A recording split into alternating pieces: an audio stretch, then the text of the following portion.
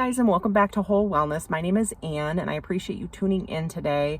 This channel is designed to be a voice of help and support, since I consider myself to be a person who was formerly very unhealthy and a person who was raised in a very unhealthy home with a very toxic dynamic within my family, very competitive, very controlling, drastically different personality issues and behavioral disorders and problems, undiagnosed, completely undiagnosed, with pretty much every member of my family, beginning with my parents and likely their parents. Before them, which I discuss in other content in my channel. I hope to be a voice of support. My goal is to give feedback about myself and my experience so that others hopefully can take what I've learned and it will be helpful to you in your life. And I say it in most of my videos, but I'm going to say it again. My journey is never ended. I'm always going to be striving to be a better person and own up to my mistakes and be accountable for my behavior, and always be in a mindset of self-reflection and accountability. So I consider myself to be always on this ever-evolving wheel of mental, emotional, and spiritual wellness and health. And at the same time, hopefully improve all of my intimate relationships. Also steer clear of other unhealthy individuals and relationships, because I have a past riddled with, and close relationships from the past riddled with unhealthy behaviors, unhealthy cycles, and unhealthy actions. So today we're talking about a very general topic that so many of us can relate to, and it's about how to identify someone that's not good for you. When I say relationship, I'm not exclusively talking about romantic relationships. That's something I want to point out right off the bat. I'm not just talking about romantic relationships. The people that are closest to you may be your family members, maybe friends, maybe coworkers, maybe church members, maybe clubs, maybe sports activities, maybe coaches or teachers in the education profession, or possibly even your spouse or romantic partner, or your children, or your aunts or uncles, your grandparents, or just your friends. I'm talking about any relationship, not just a romantic attachment. So as we're talking about this topic today, please keep in mind that we're talking about relationships with others in general. And so one of the things that I've learned on my journey to be well is that there are different levels of relationships that we all have. There's super intimate ones that might be those relationships with your immediate family and or your spouse and or your children and or your parents. And then there are somewhat intimate relationships like friendships or boyfriend, girlfriend, or coworkers or club members or teammates. But then there's another level of relationship where it's people on the peripheral existence in your life, like again, could be coworkers, could be church members, could be teammates, could be neighbors, could be friends, could be acquaintances, people in your social circle. So in the whole point of this discussion today is to kind of be able to differentiate very early in any given relationship when you meet someone new, how to filter what level or what category, and it's different for each person. You know, I might have 3 levels of intimacy with an individual, whereas you might have 7 different levels of intimacy. It depends a lot on your social circle and the types of groups that you're in or people that you're around, how intimate you are with them. But in my experience, to be mentally, emotionally, spiritually, physically well, have a whole wellness outlook, you have to keep your circle of close, intimate, like top tier intimate relationships that are close to you very small.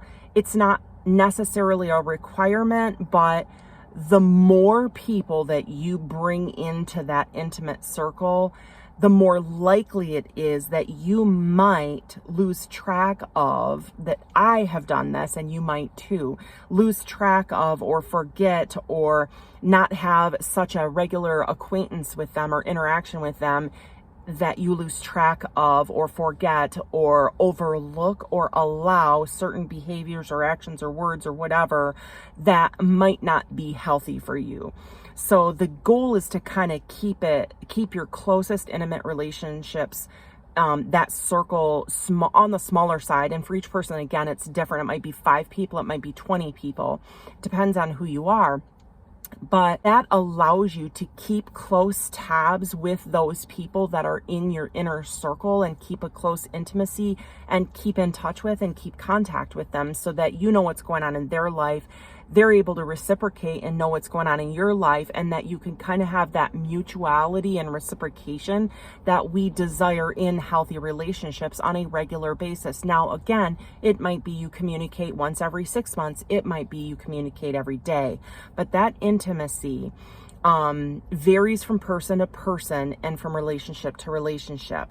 But you kind of want to keep at the forefront of your brain to keep that circle kind of small, because you want to be able to hands down be able to call that person come heck or high water in a hot minute if there's an emergency, and you know you'll be able to count on them, you know you can depend on them, you know you'll get wise and loving feedback from them that has your best interest at heart, which we talk a lot about in this channel. So keeping that in mind. How do we tell when we meet someone new and we're starting to get to know people, who should we allow to be close to us? Who should we invest our time in?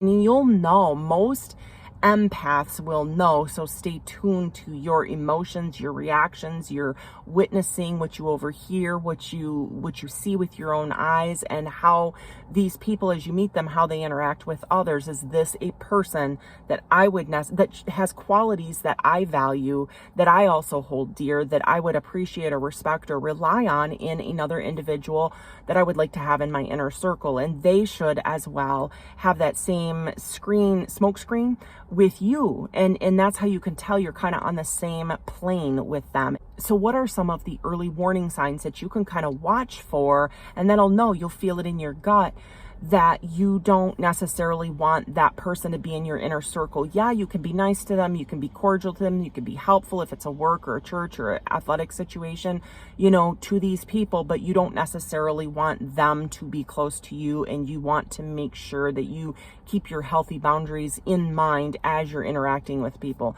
So first of all, my first recommendation is watch for not just how they behave with you, but how they behave with every other person in your circle. Now, I'm not talking about that intimate circle, but if you're in a public situation with this person and you first meet this person and they're treating you really, really well, but they're treating 1 or 2 other people or a bunch of other people poorly, disrespecting them, mouthing off, doing whatever, that's a person that you maybe don't want to be close to you, whether they treat you well or not, because that person exhibits signs or characteristics of being maybe a person who could potentially become unhinged. Now, I'm not talking about being judgmental of a person if they lose their temper and they get upset about something. I'm not talking about the one-offs. I'm not talking about everybody has a rough day once in a while. But if that person also is accountable for their behavior and they come in and they announce, hey, you guys, I acted unprofessional or unacceptable yesterday. I want to own up to it. I want to announce and own my behavior. I'm sorry, I had a rough day. I have this other stuff going on. And it's okay. It doesn't even matter if they give you excuses or not, but they're accountable for their behavior. They own it. They apologize to the person that they misbehaved with or the group of people that they misbehaved with or acted inappropriately. But it's about ownership and accountability. So you kind of want to watch for that. That for me is one of the biggest red flags that I've learned to watch for with anybody that I first am introduced to. I want to know if they're accountable for their own actions and own behavior. Now, another warning sign is the converse of that. The person who is overly apologetic and overly humble and overly sympathetic and overly in anything and everything. They are a person who's just they give off the impression of being, I'm sorry I exist on this earth. I'm sorry for my poor, pathetic existence. Feel bad for me. Feel bad for me. I'm the worst person in the world. Like, I'm an inconvenience to everybody that I meet and everybody that I'm around.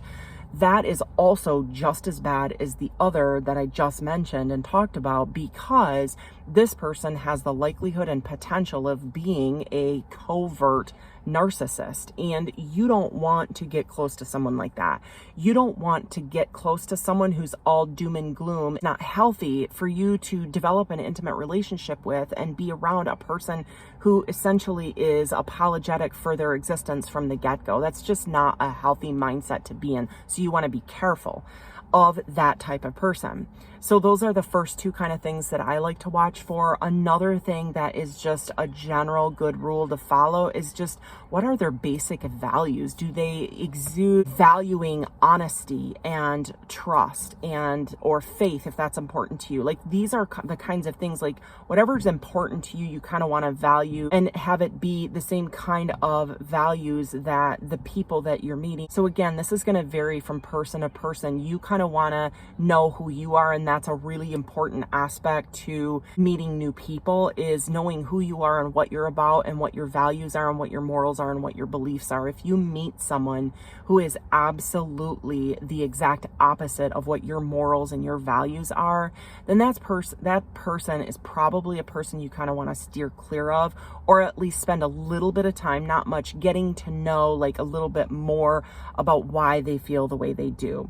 So your values are, knowing yourself is going to be very important in those early days when you meet someone, because you might dislike someone right off the bat simply because they exhibit a characteristic like gossiping, just as an example. I can't stand people who gossip, and there's a judgment right there. I get very upset, and I tend to err on the side of, I don't like that person because they're gossiping, instead of saying, wow, I wish that person would not spread gossip, and they could be hurting this other person they're gossiping about, and maybe just kind of keeping my distance in that way and just still loving that person, but not necessarily judging them or condemning them for being a gossip, but just kind of keeping my distance and still being kind to them. So it's a balance. It's a constant balance. So one of the stories I want to tell you about today, those are just a couple of the first things that I think that have been very helpful to me to keep in mind when I'm screening people, so to speak, and when I'm trying to evaluate when I meet a new person, whether this is a person I really want to get to know or spend some time getting to know or spend a lot of time with,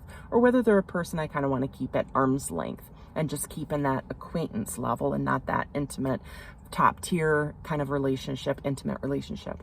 So one of the people in my life that I have been reminded recently is not a person that I necessarily want to have a top tier intimate relationship with, who I almost started to and could have very easily slipped into a very uncomfortable situation or possibly hurtful or damaging to me, is my sister-in-law, who about September of 2022, she moved 1,500 miles from her home to the area where I grew up. Her and her husband, my brother, and their son are going to relocate back to the area where we grew up, and they're making the long distance trek to relocate from where they're at. And she moved in advance of my brother and their son because she moved in with my dad when he was ailing to help him out and also be close to my mom where she lives so that she can help her out as well, especially my dad when he was sick last fall. So, as you may or may not know, my dad was in the hospital last July. We thought we were going to lose him. We had him for another 6 months, thank God. So he passed in January, and my sister-in-law was spending a great deal of time helping to take care of him.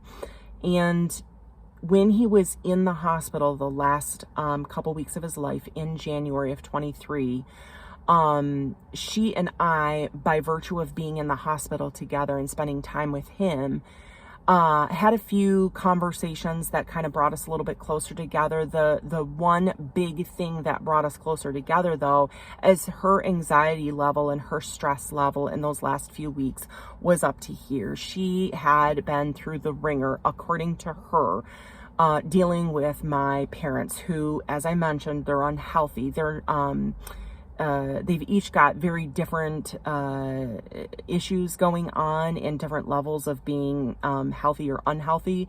And they divorced years ago, probably 15 years ago, after almost 40 years of marriage. So they lived separately, but they were only about a half a mile apart from each other. So not a long distance to travel between each of their respective apartments. But she was run ragged with picking up prescriptions and doctor's appointments and running them to the grocery store and cooking and cleaning and all this other stuff that she was helping out with. And she was exhausted and she was stressed and she'd had it up to here and she wasn't sure what her role was and what she could do and what she couldn't do. She would keep in contact with my brother. And I, of course, kind of stayed on the outskirts and just figured that someone would reach out to me if I was needed. But towards the end of my dad's life, I became more directly involved because I live locally and I can leave work for lunch and I could stop at the hospital on my way home or before work in the morning, or, you know, I was a little bit more available than I previously was last year when I worked about 25 miles away from the hospital where my dad was. So in the last weeks of my dad's life, I was able to be there for my dad and for my sister-in-law as her stress level went up and my dad's health went down.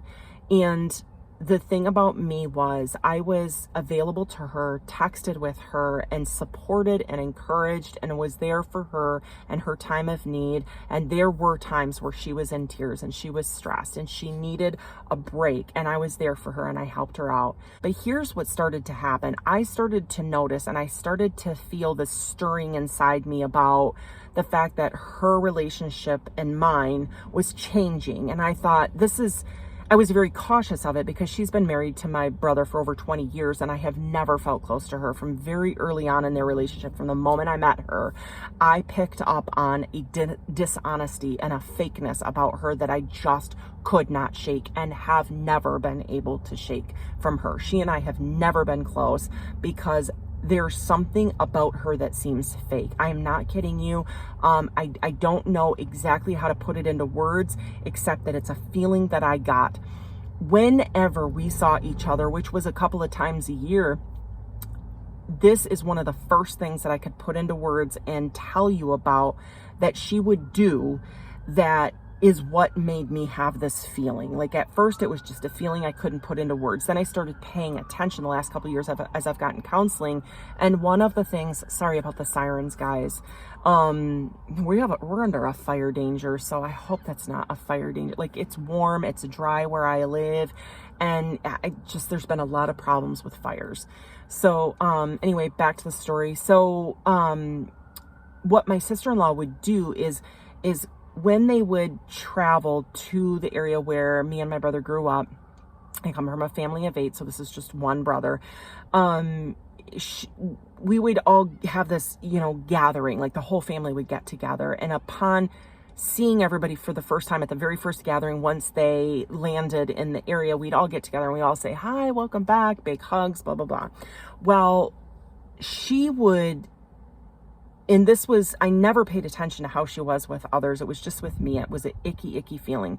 Everybody would hug and shake hands and how's your trip? How was it? And my brother would have his feedback about the trip and the mileage and the weather and, they made it and any stories that happened and how the drive was, because they always drove. They didn't fly this long distance, 1,500 mile track.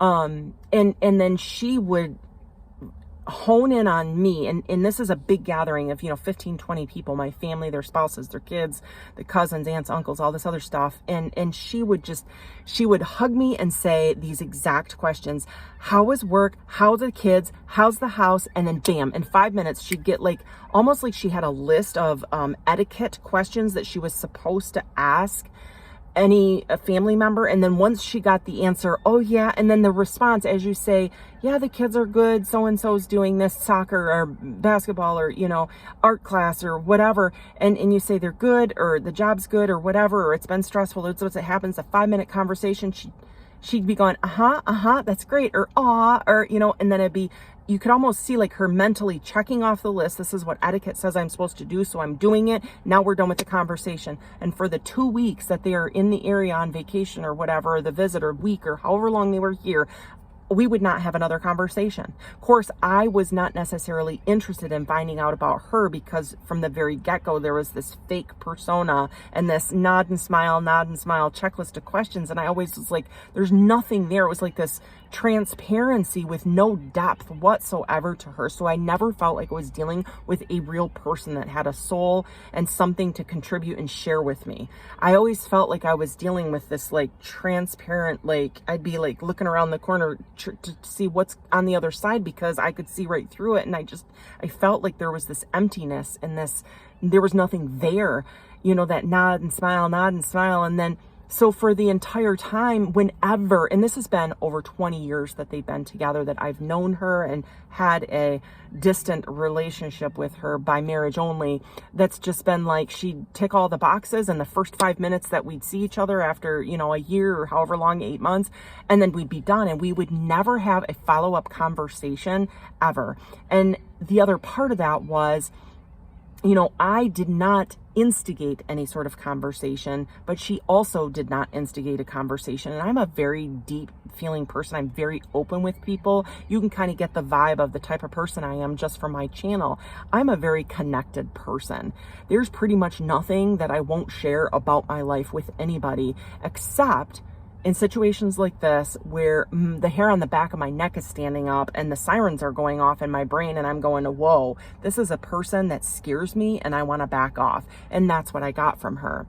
So the other thing I noticed too is that as we were having these family gatherings over the course of the years, another thing that she would do is she would extricate herself from the group and go off by herself, sometimes with her son.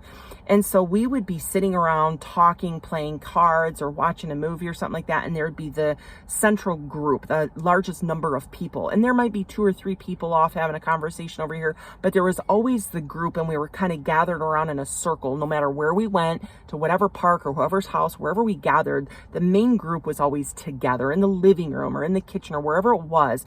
The group was always together, but she would leave sometimes by herself or with her son, and they would go for a walk, or they would go play at the playground, or they would go take a nap, or whatever it was they were doing. And these are things they actually did, where she would extricate herself from the group for a good couple of hours and then come back later. It's almost like she couldn't stand to be around my family, and I don't know why. I used to not know why. It could be now that I'm aware and the blinders are off and I can see a little bit more clearly. It might be just that my family drove her nuts and she needed to remove herself for a while. I don't know exactly what, but I've always thought that was odd.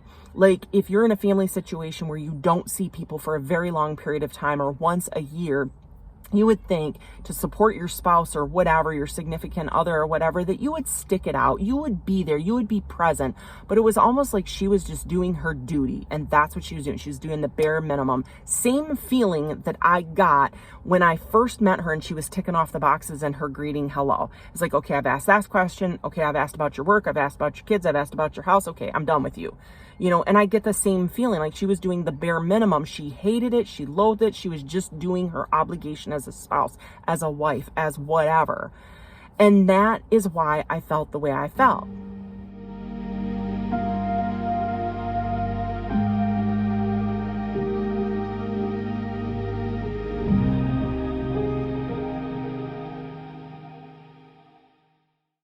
So those are just a couple specifics about the history. So basically, she and I have never been close, but there's also never been any animosity between the two of us. We have just never gotten close to have any animosity. She only knows me based on how I've presented myself to her, and I've always just been kind of keep her at a distance. Hi, how you doing? Welcome back, and then back off. Like I've always just been kind of like, let's keep our space separate. Or from what my brothers told her. So who knows what she thinks about me or what her opinions are. I don't really care, honestly. But when we started to get close and she started needing me, like really needing me back in January, I was there for her. I put myself out there for her. I felt that she was working very hard and she was doing this gracious thing by trying to help my parents. And I was going to do whatever I could to help her for what she was doing for my parents. I thought it was a gift. I was trying to help her as well because it was a big project. Regardless if she had ulterior motives, it was a big job.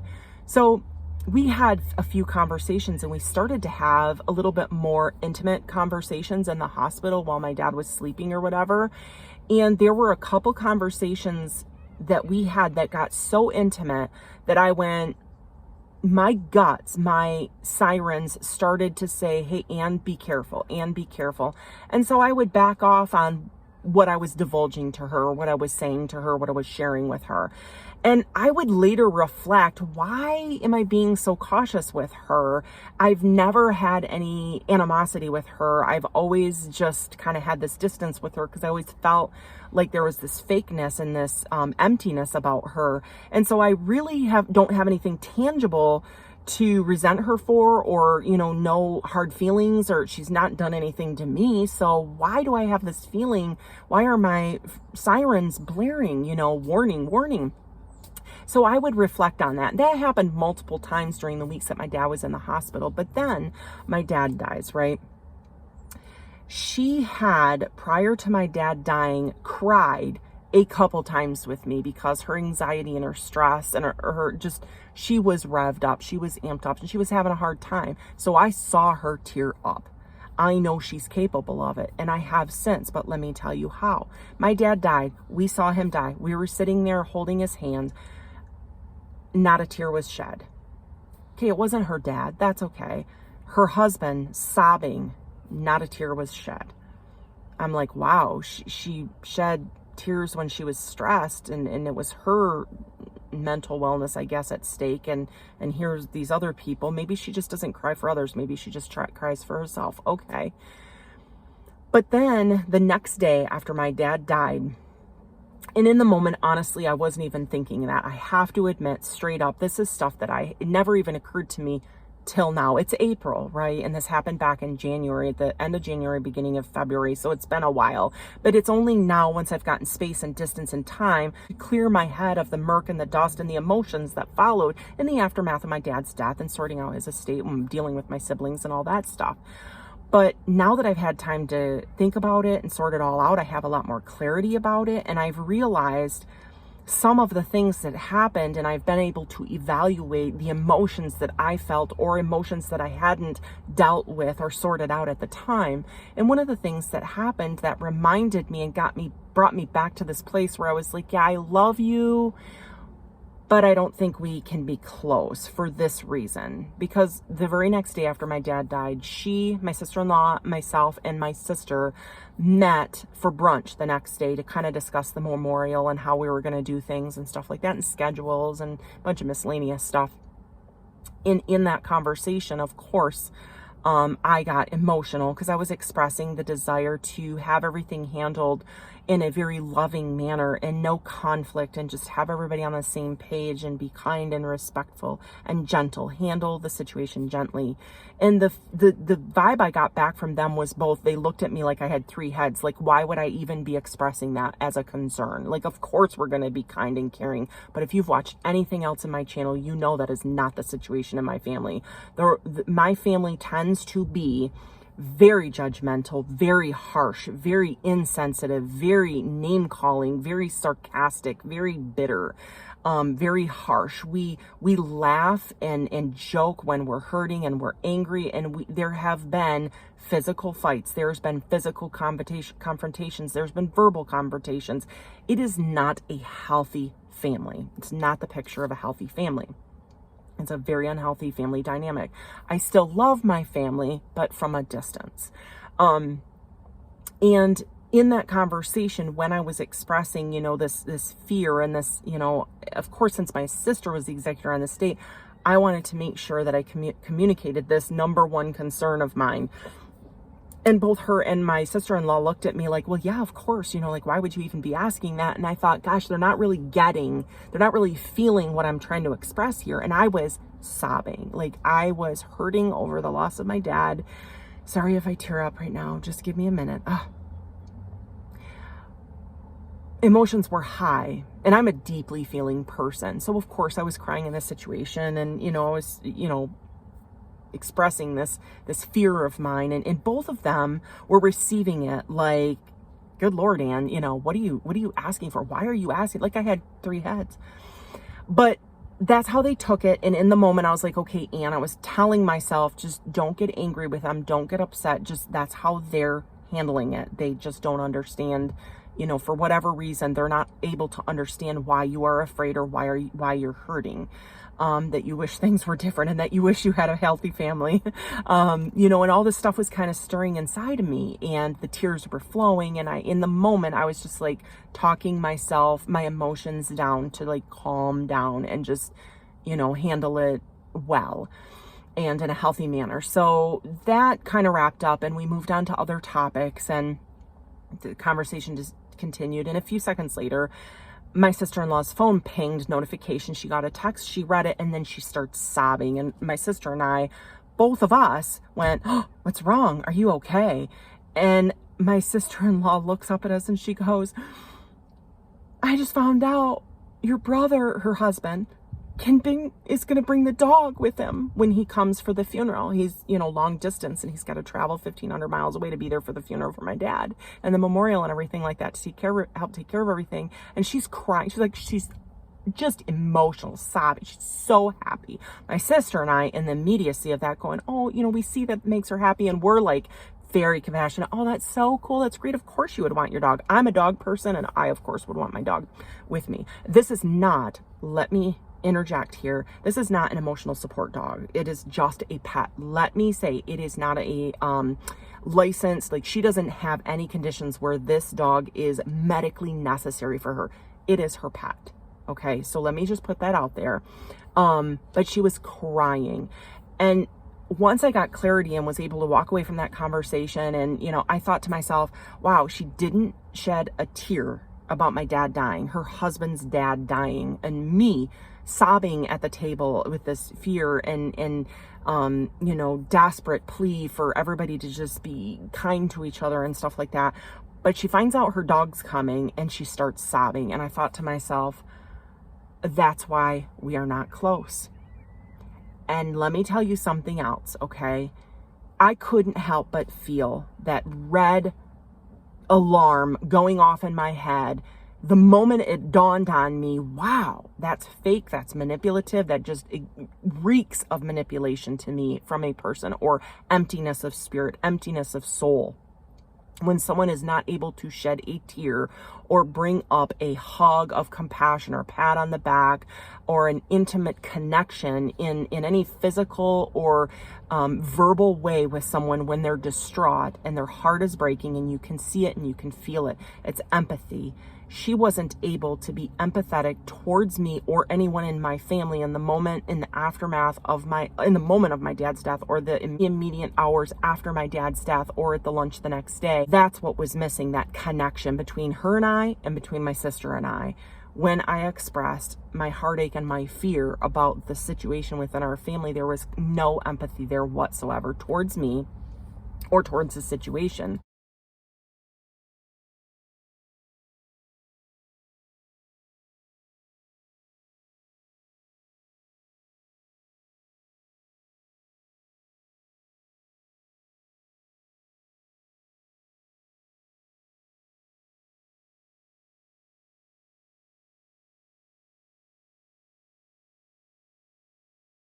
But here's the big takeaway from this.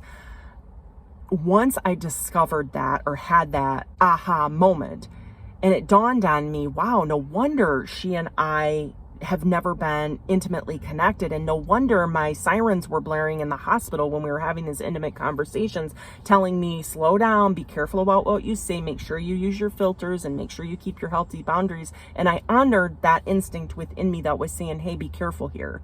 I just didn't know why, and I was questioning it later, self-doubt and not trusting myself. Pay attention to your sirens, your internal sirens that say trust yourself in any given situation. And this is why, because once I realized that, I'm like, wow, this is a transparent person with possible manipulation and absolute emptiness of soul within them. But what I found myself doing is, once I had that aha moment, I started to resent her. I started to get angry about the situation, and this angst started building within me about her and who she is as a person. And that's another big no-no, because once we are aware and we start paying attention, we then have the information available to be able to compartmentalize, for lack of a better word, or at least be aware of what level of kind of relationship and what level of intimacy that we're willing to, or that's healthiest for us to have with this person that we just met.